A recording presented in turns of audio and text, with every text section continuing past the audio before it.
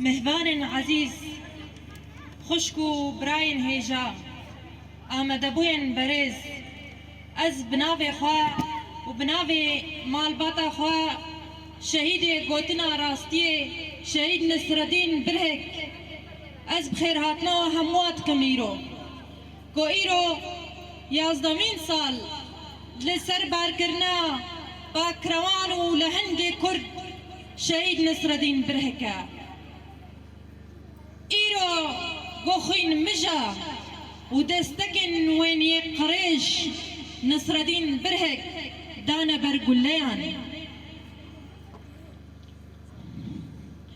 کو آرمان توا او بو تو نکرنان توا کرد بو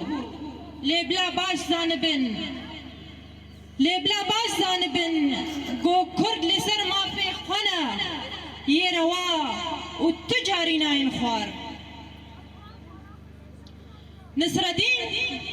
یه گو کاری بو خوب خیدلی چه کسک کرد پرورده بکاریز ما خواه و گوتنین خوی راست و درست یه لسر حقیه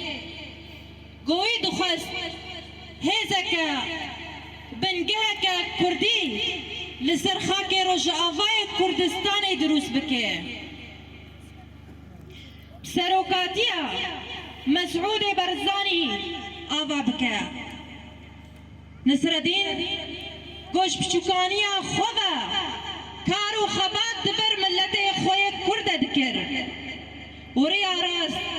هل بجارت ریا برزانیه ریا درست نصرالدین کسک هجابو و تجاری جگوتنا حقیه ندر درسها و هردم دباکر بس ظلم و زور لسر ملت ما کرد بس جبرگو ملت ما هجایا گو روشکا خوش در باس بکا ملت ما هجایا گو خودان ماف و دولت با هجانا جبرگو بهزاران شهیدان لسر به خاک دانا هیویا من جوا اوا گوگوتنی نصرالدین برهک تجاری نوین جبیر کرن و لسر حقیه بن